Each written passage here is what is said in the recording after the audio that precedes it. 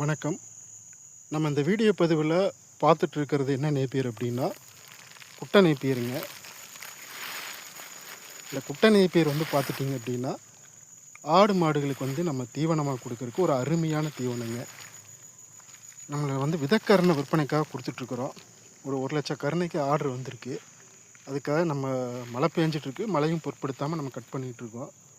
இந்த மாதிரி அறுத்து வச்சுருவோம். அறுத்து வச்சுட்டு இந்த மாதிரி சுவாகையை முதல்ல உரிச்சிட்டு அதுக்கப்புறம் விதக்கரணையை நறுக்க ஆரம்பிப்போம்.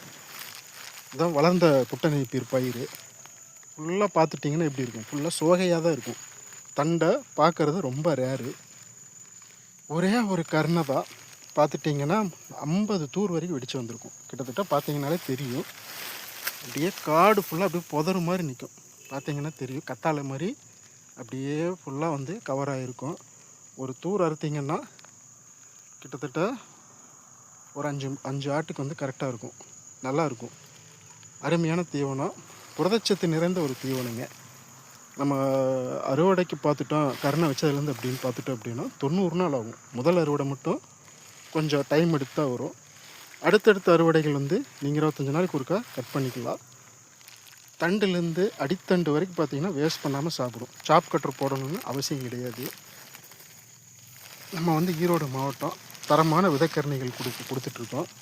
மினிமம் பார்த்தீங்கன்னா 500 கருணையிலேருந்து கொடுப்போம். மேக்ஸிமம் எவ்வளோ வேணுனாலும் வாங்கிக்கலாம். ஸோ விதைக்கரணைக்காகவே பிரத்யேகமாக விட்டு வச்சு கட் பண்ணுறோம். இதெல்லாம் பார்த்தீங்கன்னா கிட்டத்தட்ட ஒரு 5 மாத வயதுடைய விதைக்கரணை தான் நம்ம கொடுப்போம். இதெல்லாமே முன்னாடி ஆர்டரில் கட் பண்ணது 1 மந்த் கிட்டத்தட்ட ஒரு 20-25 நாள் இருக்கும். வளர்ந்துருச்சு. இன்னும் 20 நாள் போச்சுன்னா இதையுமே நம்ம கட் பண்ண ஆரம்பிச்சிடலாம். ஃபுல்லாகவே குட்டை நேப்பியர் தான் போட்டிருக்கோம்.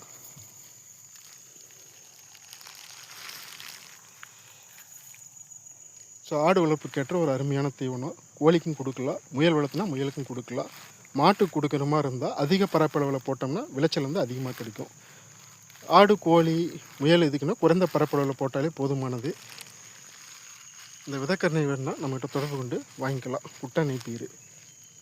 நன்றி, வணக்கம்.